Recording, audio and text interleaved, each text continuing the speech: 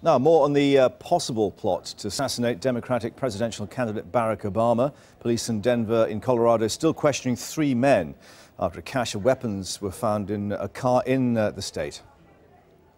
The sergeant discovered inside his truck a bulletproof vest, 2 rifles, ammunition, walkie-talkies, and drugs.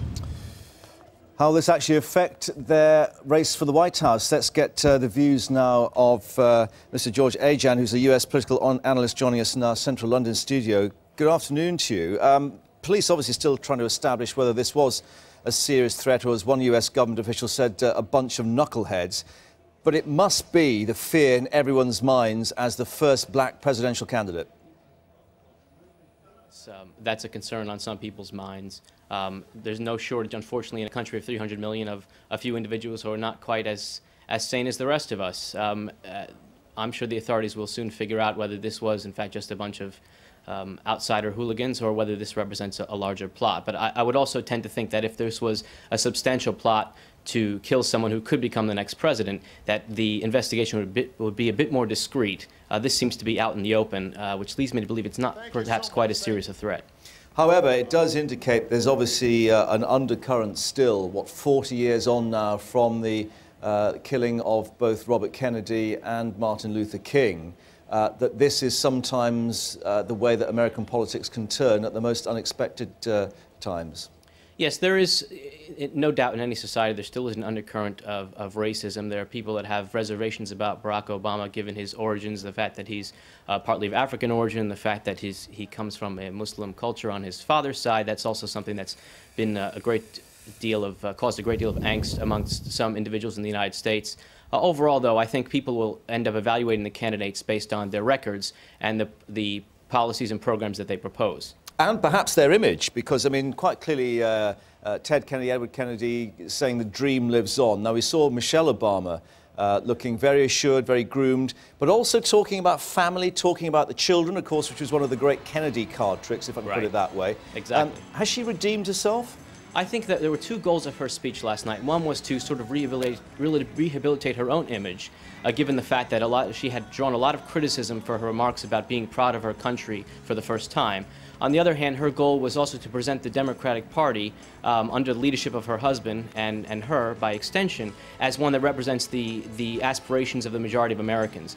I think she did a reasonably good job at doing that. It wasn't a divisive speech at all. She didn't draw any distinction between racial groups, ethnic groups. Even her remarks referencing Hillary Clinton's advances for women were portrayed as on behalf of women and men. So I think she really strove to present the Democrat Party as one that unites all Americans.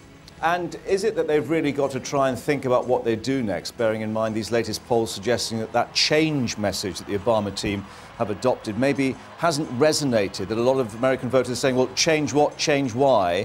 And of course, the McCain team have been making up ground.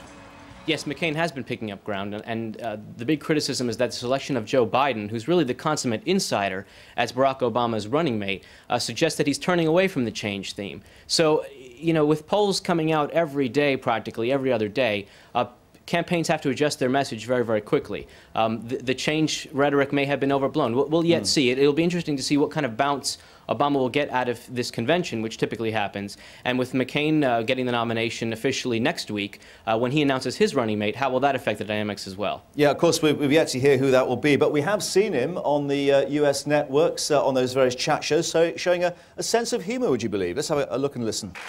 I know you have a birthday Friday. Thank you for mentioning that. Again, we were going to have a cake, but the fire marshal said that many candles is not... Well, there we go. That's at least a hint that he has got a sense of humour there with Jay Leno. But this is his big problem, is the fact that he's got the white hair, he's got the age factor, and a very youthful sort of Barack Obama on the other side of the ticket. Well, Mark, it'll be interesting to see the contrast. For example, last night I thought the Democrats did a very effective job of portraying the Obama family. At the end, when he was on the video conference talking to his 2 young daughters and they're saying, "Daddy, I love you," that's a very young family, whereas McCain's family is older. His son is serving in Iraq in the military, so that will be a sort of a different image, but one equally characteristic of an American family. And do we know what the election, the presidential election proper, will be fought on? I mean, is it still going to be, because of what's happened with the credit crunch, the economy stupid? I think the economy is certainly going to be out in front. There's a lot also of concern about terrorism always.